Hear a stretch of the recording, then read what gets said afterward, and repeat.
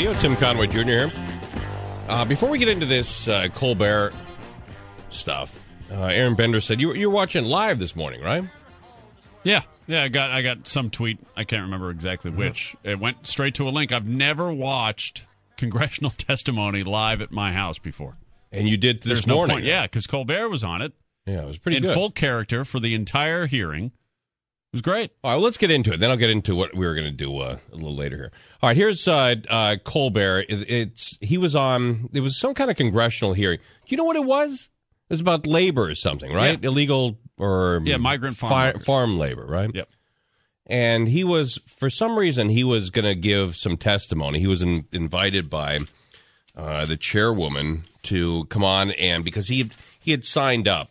I guess the farmer workers had a challenge saying, come sign up and take a farm worker's job for a day and see how difficult it really is. Yeah, and he was like one of 15 people that did it. Yeah, 15 out of, I think, 8,600 serious inquiries and 3 million hits on the website.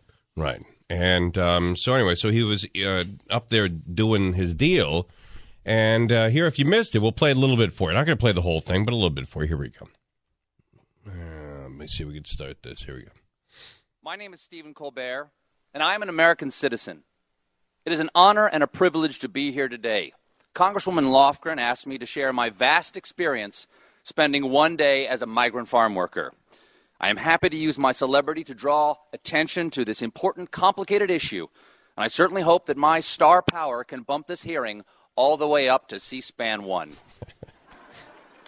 As we've heard this morning, America's farms are presently far too dependent on immigrant labor to pick our fruits and vegetables. Now, the obvious answer is for all of us to stop eating fruits and vegetables. And if you look at the recent... Now, why weren't people laughing? Why'd they just... they were just sitting there staring at him. You know, that woman from CNN, Dana, what was her name? Dana something... Remember that oh, thin... yeah, she was over his left shoulder. Yeah, she's got that sort of like that horse put him.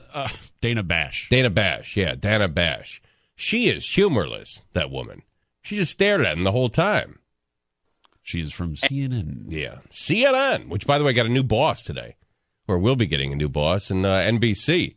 At 8 o'clock tonight, I believe we're going to be talking about NBC.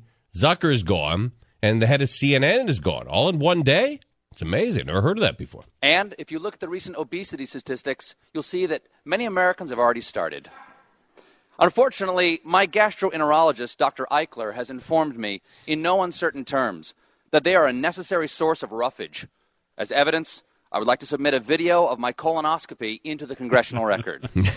What if they did that? That'd be pretty cool. Probably. If they did. Sure. Now we all know there is a long tradition of great nations importing foreign workers to do their farm work.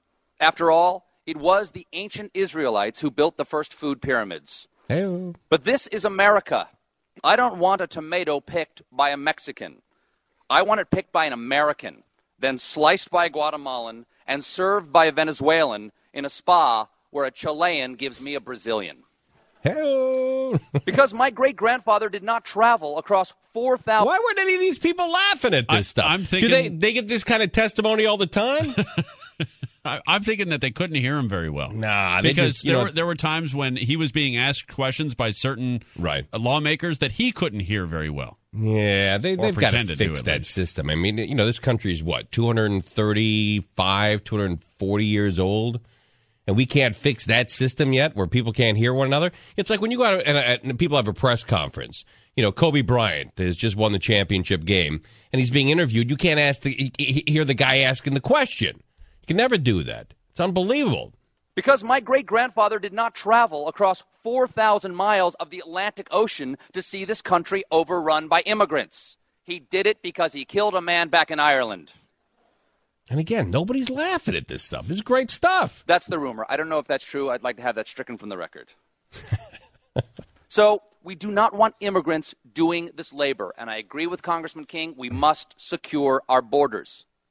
Of course, I'm sure Arturo Rodriguez is saying, who then would pick our crop, Stephen? First of all, Arturo, don't interrupt me when I'm talking. That's rude.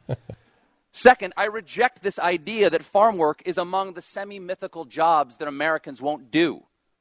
Really? No Americans. I did. All right. All right. Then he was talking about this is the part where the guy from Iowa, I think his name is Smith, didn't like this at all. He was asking about what you did when you were on the farm and you worked in Iowa. You were packing corn or unpacking corn, and he wasn't really sure what was going on. And then Colbert gave this answer, and they didn't go back to him after this. This was a wrap on the Colbert. I was packing corn.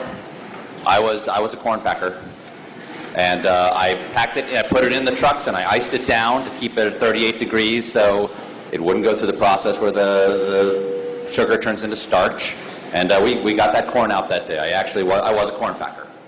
And I know that term is offensive to some people because corn packer is a derogatory term for a gay Iowan. And I hope I didn't offend anybody. That was a wrap. You notice they didn't talk to him after that. Yeah, barely. Yeah, after he said, I'm a corn packer, whatever, and they said, pass. You can't come in here and do that. I thought it was pretty funny. I'm not a big fan of that show, but I thought it was good. But nobody was buying it. It really is depressing. We live in a country where the lawmakers take themselves so seriously, can't laugh at anything.